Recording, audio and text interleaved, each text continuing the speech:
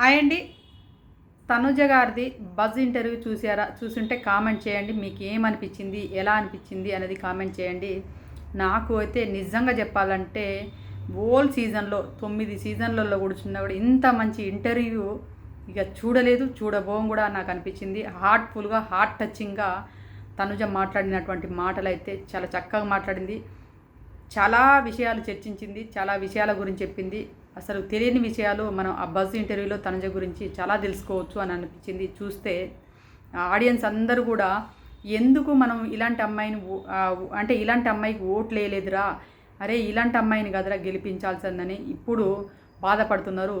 చేతులు కాలినాక ఆకులు పట్టుకుంటే ఏమొస్తుందని నాకు అనిపించింది. ఇక ఇప్పుడు బజ్ ఇంటర్వ్యూ గురించి మాట్లాడుకుందాం. ఇంటర్వ్యూ మాట్లాడుకోబోయే ముందు ప్లీజ్ దయచేసి లైక్ చేయండి, ఛానల్ సబ్స్క్రైబ్ చేసుకోండి. తనుజ నిజంగా కూడా బంగారు కొండ. తనుజ నిజంగా బంగారు కొండ. లేడీ టైగర్ అని ఆడియన్స్ నుంచే కాదు, మన అక్కడ శివన్న కూడా లేడీ టైగర్ అని చెప్పేసి ఒక టైగరు ఇవ్వడం జరిగింది తనకి.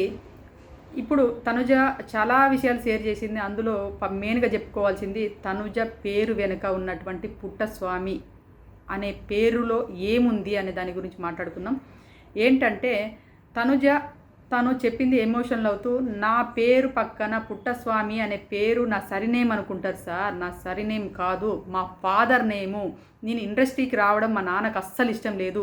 నేను ఆయనకి ఇష్టం లేకుండా ఈ ఇండస్ట్రీకి వచ్చిన కదా, ఆయన పేరు నేను నిలబెడతా. నా పేరు పక్కన నీ పేరు ఎప్పుడు స్థిరస్థాయిగా ఉండాలి నాన్న, నీకు ఎప్పుడు తలవంపులు తీసుకురాను. నీ పేరు అంటే నేను బతుకున్నంత కాలం అంటే నా పేరు పక్కన నీ పేరు ఇలాగే ఉండాలి, నీకు గర్వకారణంగా నిలిచే విధంగానే నేను చేస్తాను నాన్న అనే ఉద్దేశంతో, మా నాన్న తల ఎత్తుకొని తిరగాలనే ఉద్దేశంతోనే నేను నా పేరు పక్కన తనుజ పుట్టస్వామి అని మా నాన్న పేరు పెట్టుకున్నా కానీ నాది సరినేమ్ కాదు సార్ అని చెప్పేసి ఆ అమ్మాయి ఎమోషనల్ అయితే చెప్పడం జరిగింది. అదేవిధంగా ఇంకో మూమెంట్ ఏంటంటే, 2 చేతులు నీకు పైకెత్తేసి నాగార్జున గారు ఇలా ఓల్ చేసినప్పుడు నీకు ఏమనిపించిందమ్మా, నీ ఫీలింగ్స్ ఏంటంటే, సార్ 2 చేతులు ఇలా పైకెత్తినప్పుడు నేను చాలా ఎమోషనల్ అయినా సార్, నాకు బాధేసింది. ఏంటంటే మన అందరు పేరెంట్స్, అందరు 5 టాప్ 5లో ఉన్నటువంటి పేరెంట్స్ అందరు అక్కడికి వచ్చారు.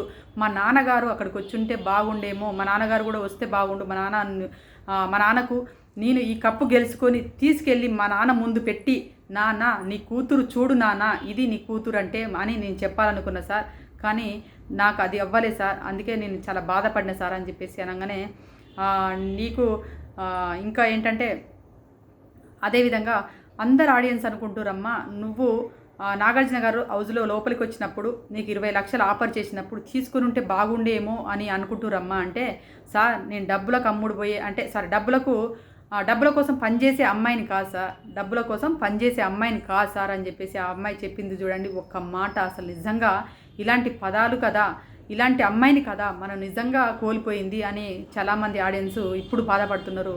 ఇలాంటి అమ్మాయిని కదరా మనం గెలిపించాల్సింది. నాకు తెలుగు ఆడియన్స్ ఉన్నారు సార్, నేను తెలుగు ఆడియన్స్నే నమ్ముకున్నట్టే మేము చూసామమ్మా చాలాసార్లు, నువ్వు తెలుగు ఆడియన్స్నే నమ్ముకున్నామని మాకు అర్థమైందమ్మా అని చెప్పేసి శివన్న కూడా చెప్పడం జరిగింది. నెక్స్ట్ ఇంక నీకు కళ్యాణ్కి ఉన్నటువంటి బాండింగ్ ఏందమ్మా అని అడిగితే, వాడు ఒక ఫ్రెండ్ సార్, చాలా మంచి అబ్బాయి సార్ ఆడు అని చెప్పేసి చెప్పడం జరిగింది. వాడు అంటే వాడు అబ్బాయి ఫ్లెట్టింగ్ చేయడం అలాంటిది అంటే, వాడు చిన్న ఏజ్ సార్, చిన్న ఏజ్లో అలా వాడు ఉండే విధానం అలాంటిది. వాడి పైన ఎక్కడ క్యారెక్టర్ అసెస్మెంట్ అంటే క్యారెక్టర్ పైన నిందపడుతుంది, బయట ఆడియన్స్ ఎలా అనుకుంటారు అన్నది నాకు వైల్డ్ కార్డ్స్ వచ్చిన తర్వాత తెలిసింది సార్. రమ్యను మాదిరి గారు మాట్లాడుకున్న మాటలు నా కన్ఫెషన్ రూమ్లో వేశారు కదా, అక్కడ నేను చూసిన తర్వాత నేను అంటే గుర్తొచ్చిందమ్మా, నీకు ప్యాంపరింగ్ చేయరా అని చెప్పేసి, చెయ్యి భుజం మీద చెయ్యరా ఏరా అని వేయించుకున్నావు కదా అంటే, అదే సార్ చెప్పనియండి సార్, నన్ను చెప్పనియండి సార్ అని చెప్పేసి తను అన్నదన్నట్టు. ఏంటంటే సార్ వాడి పైన అలాంటి అంటే అమ్మాయిల పిచ్చోడని ముద్ర పడిపోయింది, వాడి కెరీర్ నాశనం అయిపోతుందేమో, వాడి కెరీర్ ఖరాబ్ అయిపోతుందేమో. ఎందుకంటే నేనే వాడిని దూరం పెట్టడం వల్ల, అంటే ఒక ఫ్రెండ్లీగా ఉన్నాడు కానీ నేను అది ఎలా వెళ్తుందన్న ఉద్దేశంతో వాడి దూరం నేను పెట్టాను. ఆ ఉద్దేశంతో ఇంకా అలా నెగిటివ్గా వెళ్తుంది కదా, దాన్ని తూడ్చేద్దామనే ఉద్దేశంతోనే అరే చెయ్యేవేయరా అని చెప్పేసి అలా ప్యాంపరింగ్ చేయించే విధంగా నేను వేయించుకున్నా సార్ అంది. ఎందుకంటే నువ్వేందో నాకు తెలుసు, నేనేందో నీకు తెలుసు, నీపైన నీకు నమ్మకం ఉంది, నాపైన నాకు నమ్మకం ఉన్నప్పుడు మనం ఎవరి కోసం ఎందుకు ఆలోచించేది, నువ్వు నీలాగుండ్రా అని చెప్పేసి నేను ఆ ఉద్దేశంతో అప్పుడు చేయించిన సార్ అని చెప్పేసి ఆ డైలాగ్ అన్నా సార్ అని చెప్పేసి అనగానే, మాధురిగారు అనగానే గుర్తొచ్చింది, 2 చేతులు చప్పట్లు అన్నావు కదా, ఆ మాధురిగారని గుర్తొచ్చింది. నీకు మాధురి గారికి పడుతుంది అనుకున్నావు, గట్టిగా పడుతుంది అనుకున్నావు, కానీ అంత పెద్ద అమ్మాయినే, అంత పెద్ద ఆవిడనే నువ్వు తిప్పుకోగలిగినావు కదా అంటే, లేదు సార్, మాధురి గారు చాలా మంచి ఆవిడ, మీరు అర్థం చేసుకోలే కానీ చాలా మంచి ఆవిడ సార్. ఆమె అరుస్తుంది అంతే తప్ప, అరిచినప్పుడు మనం అరిచి ఆమె అరిచి ఇవన్నీ కొంతమంది తప్పుగా అర్థం చేసుకుంటారు సార్. నేను అరిచినా కూడా ఆమె తీసుకుంది సార్. ఆమె వేలకి వెళ్ళేసి నేను ఆమెను అర్థం చేసుకున్నా కాబట్టికే నాకు అర్థమైంది సార్. ఆమె నాతో కలిసి ట్రావెలింగ్ చేయగలిగింది సార్. చాలా మంచి ఆవిడే సార్ అని చెప్పేసి మాధురి గారి గురించి కూడా మంచి ముచ్చట చెప్పడం జరిగింది. నెక్స్ట్ వచ్చేసి, నీకు ఇమాన్యుయల్కి ఎందుకమ్మా అలా బాండింగ్ లేకుండా పోయింది అని అడిగితే, ఇమాన్యుయల్ని అడగండి సార్, నన్ను కాదు అడిగేది. వాడు నేను 4 వీక్స్ మంచిగా కలిసినాను, దాని తర్వాతనే ఎందుకో నాకు దూరం అయింది సార్. అప్పటి నుంచి నేను కొంచెం డల్ అయిపోయాను సార్. నేను నామినేషన్లో కూడా వాడిని అడగడం జరిగింది. మన బిగ్ బాస్ గారు కూడా నన్ను కోప్పడడం జరిగింది. నామినేషన్లో నేను వాడి డిస్కషన్ క్లారిటీ తీసుకుందామని చెప్పేసి నామినేషన్ నిలబెట్టినప్పుడు నన్ను కోప్పడడం జరిగింది సార్ అని చెప్పేసి అనడం జరిగింది. నెక్స్ట్ ఇంకొక డౌట్ అమ్మ అందరికీ ఏంటంటే, ఈ అమ్మాయి అవసరం ఉన్నప్పుడే భరణి నాన్నగారు అంటది, బంధాన్ని అడ్డు పెడుతుంది, అవసరం తీరాక భరణికి సార్ అంటది అని చెప్పేసి అందరూ అనుకుంటారమ్మా. అంటే దానికి కూడా సేమ్ క్లారిటీ ఇచ్చింది. ఎందుకంటే హౌస్లో ఉన్నప్పుడు అయితే ఓట్ అప్పీల్ కోసం వచ్చినప్పుడు కూడా ఆడియన్ ఇదే క్వశ్చన్ అడిగింది, అక్కడైతే ఇదే క్లారిటీ ఇచ్చింది, ఇక్కడ కూడా సేమ్ అదే.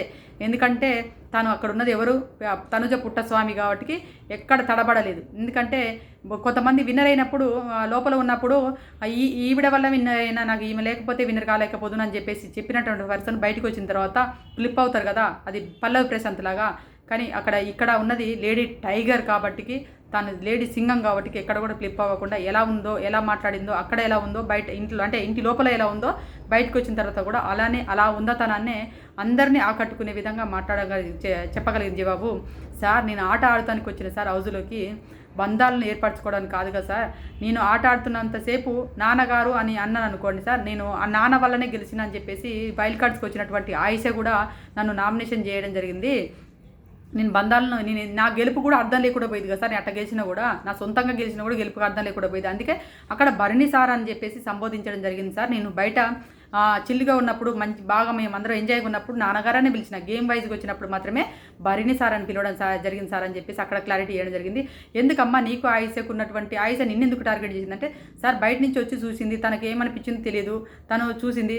కానీ నేను ఆమె వేలకి వెళ్ళేసి ఆమె నామినేషన్ చేసింది కదా అని చెప్పేసి మాటకు మాట అనుకొని మాటను పెంచుకోవడం ఎందుకు సార్? నేనంటే మాకు అర్థమైంది సార్, అమ్మ నువ్వు అందరినీ తిప్పుకుంటామని మాకు సార్, నేను లోపల ఎలా ఉన్నా బయట అలానే ఉన్నా, నా మనస్తత్వం ఎలా సార్, నేను బయట కూడా అలానే ఉంటా కాబట్టి నేను గొడవాడిన వాళ్ళను గొడవకు రెచ్చగొట్టించి నేను గొడవలను దింపేసి నేను అదే గొడవలకి వెళ్ళాలి, అలాంటి మనస్తత్వం అలాంటి స్వభావం కలిగినటువంటి అమ్మాయిని కాదు సార్ అని చెప్పి మాకు అర్థమైందమ్మా అనేసరికి అది సార్. అందుకే ఆ అమ్మాయి కూడా మంచిది సార్, నేను అలాంటి నేను టార్గెట్ ఆ అమ్మాయి అన్నదని చెప్పేసి నేను ఆ అమ్మాయిని నేను ఎక్కడ నెగిటివ్గా మాట్లాడలేదు సార్, నెగిటివ్ చేయలేను కూడా సార్ అని చెప్పేసి చెప్పడం జరిగింది.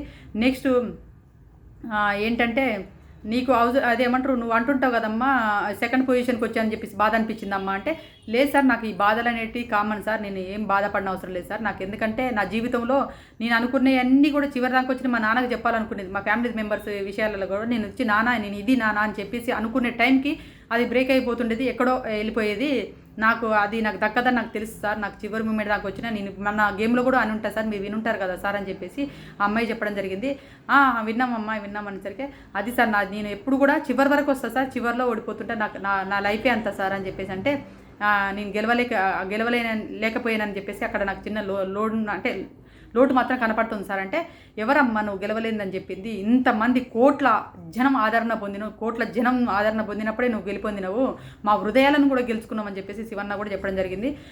నిజంగా చెప్పాలంటే ఈ బజ్ ఇంటర్వ్యూలు చూసే వాళ్ళందరికీ కూడా తనుజ పుట్టస్వామి అంటే ఏంటిది, అసలు గోల్డ్ రా బంగారం రా అని చెప్పేసి కామెంట్లు పెడతారు తప్ప ఎక్కడ నెగిటివ్ కూడా కామెంట్లు పెట్టే అవకాశాలు కూడా లేవు. ఎందుకంటే అంత చక్కగా మాట్లాడింది, అంత ఉందతనంతో మాట్లాడింది, తెలుగు ఇంటి అమ్మాయి ఎలా ఉండాలో అలా మాట్లాడింది. తమిళ ఆడియన్స్ వాళ్ళ పుట్టి పెరిగినటువంటి విలేజ్ అయినటువంటి తమిళలో పుట్టింది కదా, వాళ్ళందరికీ కూడా కన్నడ తమిళ ఆడియన్స్ కూడా థ్యాంక్స్ చెప్పింది, తెలుగు ఆడియన్స్ కూడా థ్యాంక్స్ చెప్పింది. నేను ఎప్పుడు తెలుగు ఆడియన్స్లోనే ఉంటాను అనుకున్నది. తర్వాత నువ్వు సీరియల్ చేయవనుకున్నావు కదంటే, లేదు సార్, దీనికి ముందు నేను అత్త అనే ఒక మూవీ చేశాను సార్, ఆ మూవీ కంప్లీట్ అయిపోయింది, చాలా బాగా వచ్చింది సార్, అది రిలీజ్కి దగ్గరలో ఉంది సార్.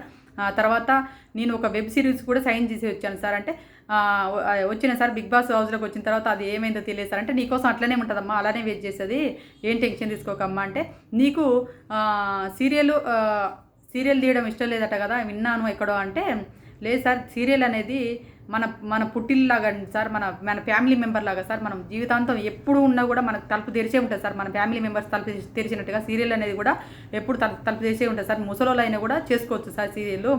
కానీ కొన్ని అవకాశాలు రావుగా సార్. అందుకే నేను బిగ్ బాస్ హౌస్కి వచ్చిన సార్, తెలుగు ఆడియన్స్ నమ్ముకొని. నేను ఆ కప్పు గెలిచి నేను మా నాన్నగారికి నేను ఇదే అని చెప్పేసి గర్వంగా చూపించాలనుకున్నా సార్. నేను ఇప్పుడు అక్కడ అది ఒకటే నాకు కాలేదనేది ఒక లోటు మాత్రం మిగిలిపోయిందంటే, లేదమ్మా నువ్వు ఇంత జనం యొక్క ఆదరణ పొందిన ఒక లేడీ సింగం, నువ్వు ఈరోజు లేడీ సింగం అమ్మ.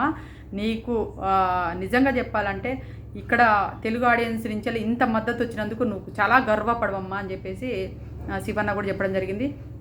మా హృదయాల్లో కూడా నిలిచిపోతావమ్మా అని చెప్పేసి అనడం జరిగింది. ఇది ఇంటర్వ్యూలో నాకు అనిపించింది చూసినాక. తనుజ వాళ్ళ నాన్నగారు ప్లీజ్ దయచేసి మీరు అర్థం చేసుకొని, ఎవరో ఏదో మాట్లాడుతున్నారని తెలుగు ఇండస్ట్రీకి వచ్చినా కూడా ఆ అమ్మాయిలు ఎదగరు అని చెప్పేసి మీరు అన్నటువంటి మాటలు నిజంగానే అనిపించినాయి. ఎందుకంటే చివరి మూమెంట్కి వచ్చేసి ఆ అమ్మాయి విన్నింగ్ రేస్లోకి వచ్చిన తర్వాత ఓటమి తీసుకోవడం జరిగింది. అది తెలుగు ఆడియన్స్ ఓట్లేసిరు, ఆ అమ్మాయిని ఓన్ చేసుకున్నారు. కానీ అక్కడ బిగ్ బాస్ టీం వాళ్ళ మోసాల వల్ల ఆ అమ్మాయి ఓడిపోయిందని నాకు అనిపించింది. మీరు అర్థం చేసుకుంటారని అనుకుంటున్నాను. ఈరోజు మీ పేరుని నిలబెట్టింది. మీ పేరు పక్కన తన పేరును అలానే స్థిరస్థాయిగా రాచి అది గర్వంగా తల ఎత్తుకునేలాగా మీ పేరుతో పాటుగా ఆమె పేరు కూడా తల ఎత్తుకునేలాగా చేసింది మీ బిడ్డ. మీ కూతురును మీరు నిజంగా చెప్పాలంటే మీరు ఎంతవరకు అర్థం చేసుకుని తెలియదు, కానీ తెలుగు ఆడియన్స్ అయితే చాలా వరకు అర్థం చేసుకున్నారు. తన ఓను ఇంట్లో అమ్మాయిలాగా ఆదరించారు అని చెప్పుకోవచ్చు, గర్వంగా చెప్పుకోవచ్చు. ఇప్పటికైనా కూడా మీ అమ్మాయితో మాట్లాడడానికి ట్రై చేయండి సార్. మీ అమ్మాయి బంగారం అని చెప్పేసి మన శివన్న కూడా అతని మాటలలో చెప్పిండు. మనం కూడా అదే కోరుకుందాం. తనుజ వాళ్ళ నాన్నగారు తనుజతోటి మంచి హ్యాపీగా ఉండాలని మనస్ఫూర్తిగా కోరుకుందాం. ఇది బజ్ ఇంటర్వ్యూ. చూడని వాళ్ళు ఉంటే చూడండి, జియో హాట్‌స్టార్లో ఉంది. చాలా చక్కగా ఉంది. నా మాటల ద్వారా కాకుండా మీరు తనుజ మాటలలో వినండి. మీరు నిజంగా రియల్గా ఎమోషనల్ అవుతారు. ఆ యాడ్ టచింగ్ ఉంటాయి. నిజంగా మన ఇంట్లో కూతురును అలా పెంచాలరా అనే విధంగానే ఉంటాయి. మన కూతురును కూడా సేమ్ ఆ అమ్మాయిలాగా పెంచితే బాగుంటుందనే ఆలోచనలు అయితే మనకు అందరికీ కలిగించేలా ఉంటాయి ఆ మాటలు. ఒకసారి చూడండి, బాగుంటుంది. ఈ వీడియో నచ్చింది అనుకుంటాను. ప్లీజ్ దయచేసి లైక్ చేయండి, ఛానల్ సబ్స్క్రైబ్ చేసుకోండి. Bye friends.